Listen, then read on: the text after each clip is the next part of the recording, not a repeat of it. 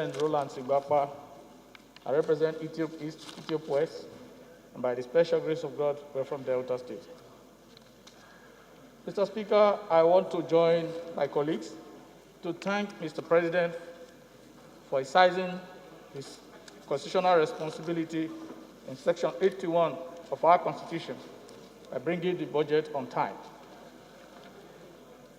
And be that as it may, Mr. Speaker, Section 4 of the same Constitution gives us the power to make laws. I wouldn't want to bother us on the infraction, on the Fiscal Responsibility Act, because Mr. President himself understands that and he put it to us, and I'm sure as a House we'll look into that. Section 12, subsection 1 of the Fiscal Responsibility Act provides for 3% deficit, and that I know we'll look into. Mr. Speaker, our debt servicing is 3.1%. We have a recurrent of 5.6 trillion, and the capital is 3.6, which is better than the one of last year. Mr. Speaker, we all know that he who goes a borrowing goes a sorrowing. And the issue here is not about borrowing. The issue is about how do we apply the funds that are borrowed. Again, that brings us to one thing that Mr. President said in paragraph 34 of his address, that we should follow the revenue, just like we are following the expenditure. Mr. Speaker, one of my colleagues has said it all, that it is one thing to pass the budget. It's another for the House to actually ask questions as to how these funds are being applied. Mr. Speaker, you will understand, Section 88 and 89 of the Constitution give us the powers of oversight. And here we are borrowing, we are running a budget of deficit, and each time we try to ask questions, the same people that are borrowing, which is the executive, they come here, they harass us, they insult us, and at times we are even ignored. And Mr. Speaker, I think as a House and a Parliament, we should be able to put something in place to deal with this issue. Because if we cannot ask questions and we are approving authority, I know of so many people where I have been asked, but the House is aware. Why are you questioning it now?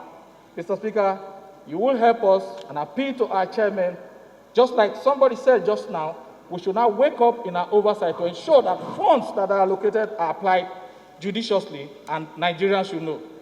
Again, Mr. Speaker, the President was magnanimous enough to have directed that 50% of the capital budget of 2020 be released. This is October. We should ask the question if this NDAs has actually released this fund and the procurement process has been completed. Mr. Speaker, for any project that is construction-based, in October it is raining in Nigeria, especially the area where I come from, where I cannot even go to my house now because the roads are bad from Warri to Saple and Benin. No project can happen there now.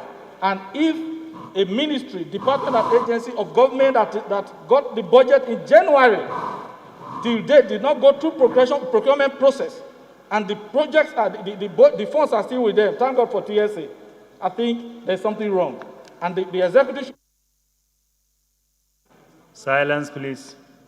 Honorable members, please listen in silence.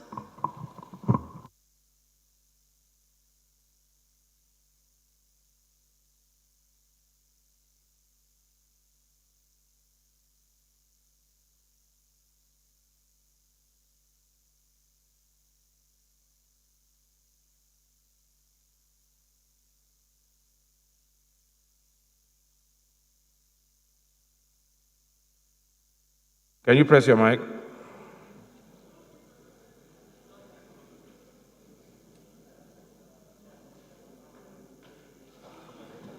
Okay, sir. Thank you very much.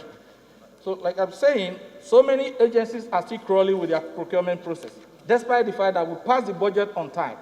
It is expected that because the appropriation bill is an act, and once Mr. President signs one, it automatically supersedes the previous one. And if another budget is coming, we will pass the new budget. By the time we pass and Mr. President assent to it, that means the one of 2020 is gone. And what happened to the project? What happened to our constituents that are expecting? Because we are being asked, and we say, oh, so thing is in the budget. We've been able to influence that. Until date, Mr. Speaker, these people are not doing anything. Then finally, Mr. Speaker, the issue of the service-wide votes. If we are running a budget of deficit where we have to borrow, why should we put 350 billion in the special intervention fund? Recurrent. If there's going to be special intervention fund for recurrent, then there should equally be special intervention fund for capital. Because it is only capital that we can see when we leave office. The number of flights that we take, the number of food that we eat, nobody will know it, Mr. Speaker. I think these are my observations, and I want to thank you for the opportunity and to tell you, Mr. Speaker, that in Delta State, from Warri to Benin is no longer possible. The Ministry of Works should do that for us and ensure that Nigerians have every right to be happy with the government. Thank you very much.